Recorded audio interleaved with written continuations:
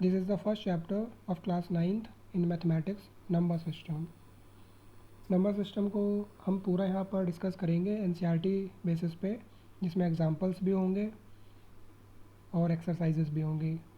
ठीक है, मैं बहुत ही बेसिक से स्टार्ट करने जा रहा हूँ। ये पूरी एक सीरीज़ होगी एनसीईआरटी की, जिसमें हम हर एक चैप्टर एनसीईआरटी का यहाँ पर डिस्कस करेंगे वन बाय वन। तो आज हम नंबर सिस्टम स्टार्ट करने जा रहे हैं। जैसे आपने इंग्लिश अल्फ़ाबेट में देखा होगा कि आपके पास 26 लेटर्स होते हैं इंग्लिश में, right. A B C D ऐसे Z तक होते हैं। इन्हीं लेटर से मिलकर आपके वर्ड्स बनते हैं, जैसे बैट, बॉल एक्सेट्रा। बहुत सारे वर्ड्स बनते हैं जो सारे इन्हीं 26 लेटर से मिलकर बनते हैं, और इन्हीं वर्ड्स के कॉम्बिनेशन से आपका एक फ्रेज़ बनता है या एक सेंटेंस बनता है। सेंटेंस से आपका एक पैसेज बनता है। तो उसी तरह आपके मैथमेटिक्स में जो स्मॉलेस्ट यूनिट होती है वो होती है आपकी डिजिट्स। ठीक है, जैसे इंग्लिश में आपके लेटर्स होते हैं, ऐसे इंग्लिश मैथमेटिक्स में आपके पास डिजिट्स होते हैं। और डिजिट्स क्या होते हैं? 0 to 9। सारे नंबर्स आपके इन्हीं डिजिट्स के कॉम्बिनेशन से बनते हैं। अगर मैं एक नंबर लेता हूँ फॉर एग्जांपल 25, तो 25 जो डिजिट से मिलकर बना है वो 2 and 5। ठीक है, तो इस 25 एक नंबर है और इसमें जो डिजिट्स हैं वो 2 and 5 हैं। आप और भी ले सकते हो, जैसे 137। तो 137 में जो डिजिट्स हैं वो क्या है? 1, 3, 7। ये 3 डिजिट्स हैं इसमें। तो डिजिट्स आपके पास सिर्फ 0 to 9 होते हैं, और जितने भी 0 to इनफाइनाइट जितने भी नंबर्स होते हैं मैथमेटिक्स में, वो सारे इन्हीं 0 to 9 डिजिट से मिलकर बनते हैं। क्लियर है? हमारे पास डिजिट सिर्फ 0 to 9 होते हैं। 0 to 9 ये हमारे पास सिर्फ डिजिट्स हैं, बट नंबर्स हमारे पास 0 to इनफाइनाइट हैं। नंबर्स आपके नेगेटिव भी हो सकते हैं, पॉजिटिव भी हो सकते हैं। ठीक है, लेकिन डिजिट्स आपके पास हमेशा 0 to 9 होते हैं। तो यहाँ से एक बात क्लियर हो गई कि अगर हम बोलें कि 1 क्या है, तो 1 एक नंबर भी है और एक डिजिट भी है। अगर मैं बोलता हूँ 0, तो 0 एक नंबर भी है एंड एक डिजिट भी है। 9 एक नंबर भी है और एक डिजिट भी है। बट अगर मैं बोलता हूँ नंबर 10, तो 10 एक नंबर तो है बट डिजिट नहीं है, क्योंकि डिजिट हमारे पास सिर्फ 0 to 9 होते हैं। ओके, जितने भी हमारे पास नंबर है मैथमेटिक्स में, उनका क्लासिफिकेशन। ओके, यहाँ पर मैंने 4 बकेट्स ली हुई हैं और इसमें 1 बाय 1 मैं नंबर्स को पुट कर रहा हूँ। ठीक है, सबसे पहले हमारे पास, आपने प्रीवियस क्लास में पढ़ा हुआ है कि सबसे पहले हमारे पास नेचुरल नंबर्स थे। और नेचुरल नंबर्स क्या होते हैं? 1 to infinite.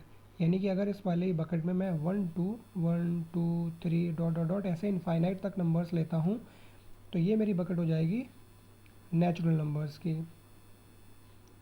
That is represented by capital N. आपको ये सब चीज़ें बेसिक्स ही हैं जो प्रीवियस क्लासेस में आपने पढ़ी होंगी। Natural numbers are from 1 to infinite and represented by capital N. अगर इसी बकेट के सारे नंबर 1 to इनफाइनाइट मैं सेकेंड बकेट में डाल दूँ, यानी कि 1 to इनफाइनाइट तो इसमें है ऑलरेडी, बट मैं एक ज़ीरो भी, जो कि आर्यभट्ट ने हमें दिया था, ज़ीरो भी इसमें पुट कर दूँ, तो अब ये मेरे बन गए whole numbers. That is represented by capital W.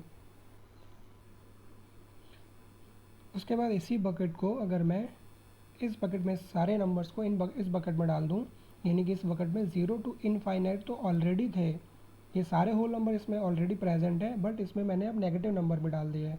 जैसे for example -1, -2, -3 dot dot dot dot minus infinite तक। यानी कि मैंने माइनस इनफाइनाइट से लेके पॉजिटिव इनफाइनाइट तक सारे नंबर इस बकेट में डाल दिए, तो ये मेरे बन गए अब integers. And integers are represented by capital Z.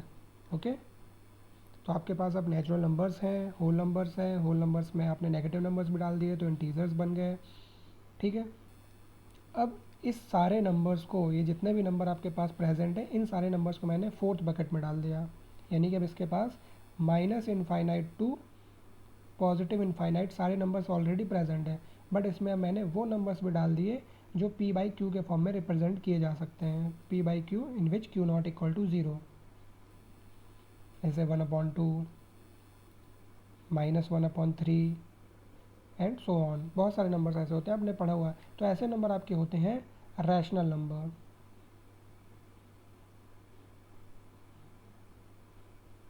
Okay, rational number में आपके इंटीजर्स भी आते हैं और आपके पी बाई क्यू के फॉर्म में जो रिप्रेजेंट किए जाते हैं वो भी आते हैं। ठीक है, तो ये सारे आपके रैशनल नंबर में नेचुरल नंबर भी आते हैं, होल नंबर भी आते हैं, इंटीजर्स भी आते हैं और पी बाई क्यू के फॉर्म में जो रिप्रेजेंट किए जाते हैं वो भी आते हैं, सारे नंबर्स आते हैं।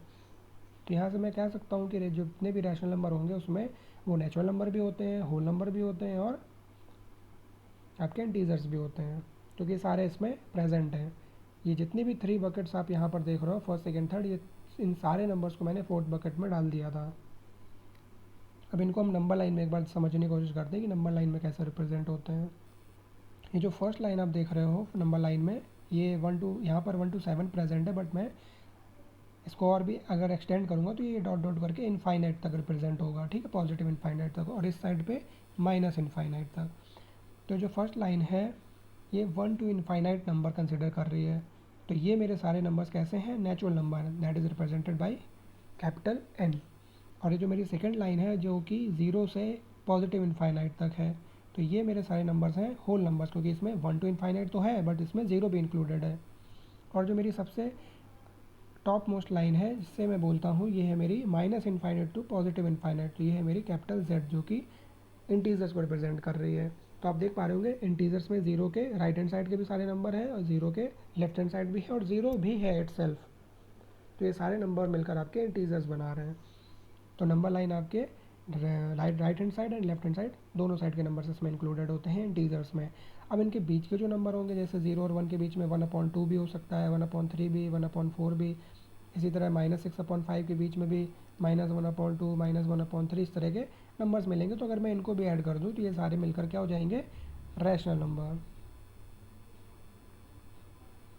अभी हम सीखेंगे आगे की क्लास में कि कैसे हम इन दोनों नंबर्स के बीच में हम इनके बीच के नंबर्स निकालते हैं, rational number.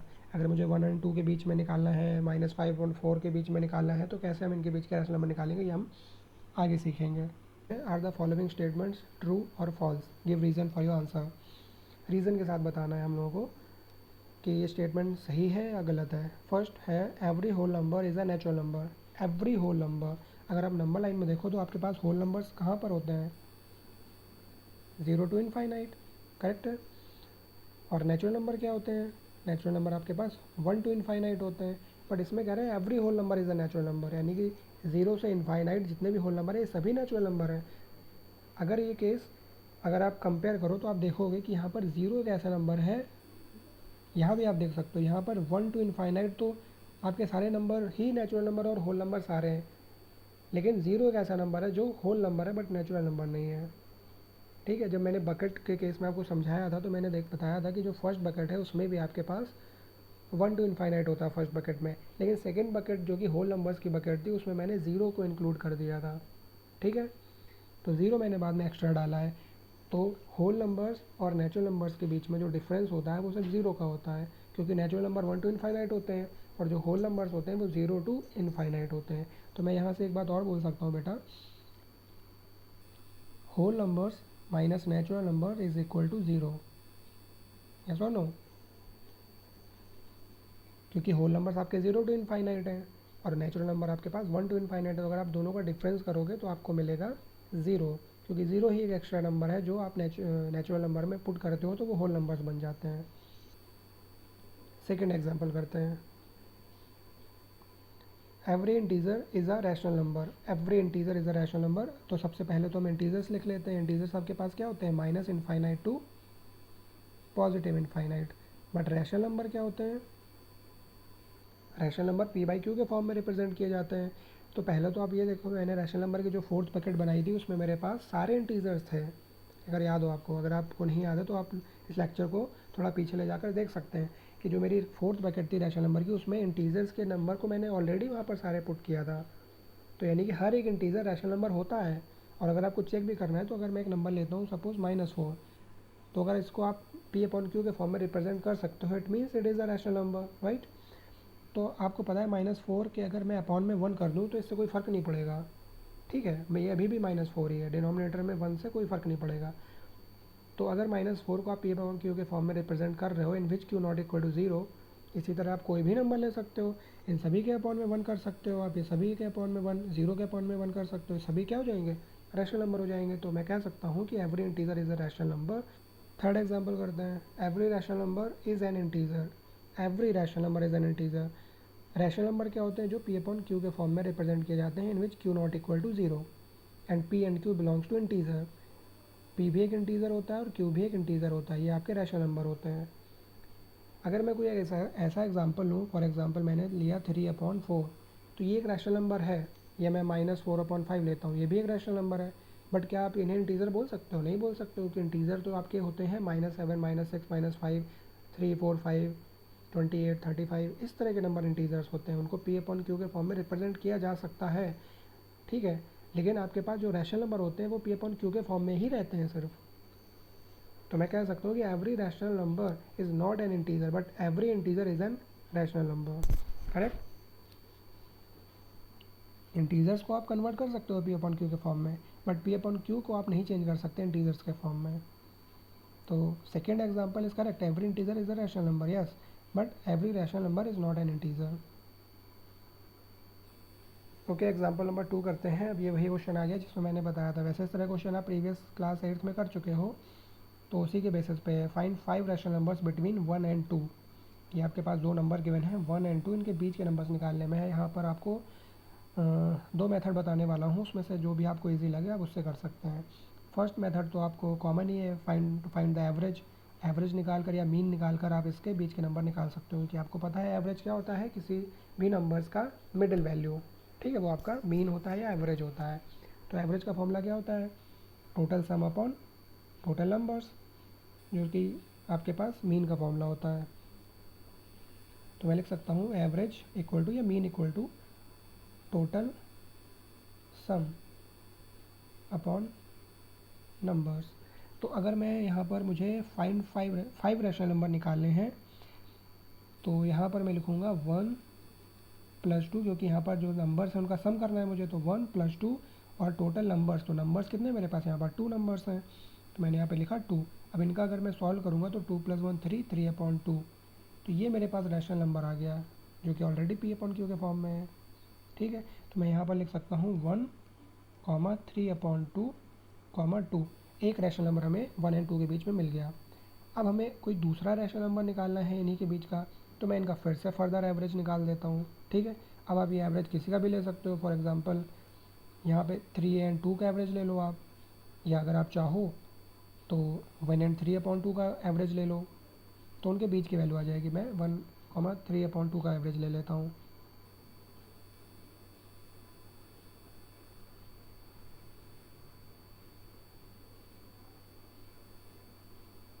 Okay, again 1 + 3/2 total sum upon numbers. अब मेरे पास अगेन 2 नंबर्स हैं 1 एंड 3/2, तो अपॉन 2 हो गया। अब इसको फर्दर सॉल्व करेंगे तो ये हो जाएगा 1 + 3/2, इसके अपॉन में 1 लेकर एलसीएम ले लेंगे, तो LCM is 2, 2 is divided by 1, we get 2, 2 1 ज़ा 2, 2 plus 2 divided by 2 get 1, 1 multiplied by 3 is 3/2। Okay, इसको फर्दर सॉल्व कर लेंगे, 3 + 2 5, 5/2 एंड अपॉन 2, 2 2 मल्टीप्लाई हो जाएगा डिनोमिनेटर में, तो इट विल बी 5/4। तो अब मेरे पास नंबर्स हो गए यहाँ पर 1, 5/4, 3/2, क्योंकि मैंने अभी एवरेज किसका लिया है 1 एंड 3/2 का, तो उसके बीच की वैल्यू आ गई 5/4। अब मैं फर्दर फिर से एवरेज ले लूँगा। अब आप चाहो तो इनका एवरेज ले लो, या तो इनका एवरेज ले लो, या इन दोनों का एवरेज ले लो, किन्हीं का भी एवरेज ले सकते हो आप, फिर से उनके बीच की वैल्यू आ जाएगी।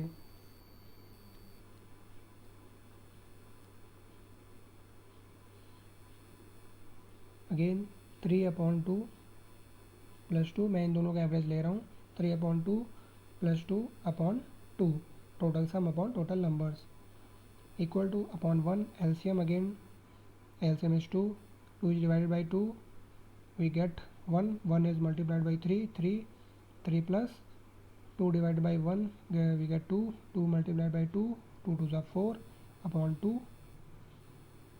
फर्दर सॉल्व करेंगे 4 plus 3 7, 7 upon 2 and upon 2, 2 2 multiply हो जाएगा तो 7 अपॉन 2 टू ज़ा 4, 7 अपॉन 4। तो हमें अब 3 अपॉन 2 एंड 2 का एवरेज मिल गया 7 अपॉन 4। तो अब मेरे पास जो नंबर्स आ जाएंगे वो हो जाएंगे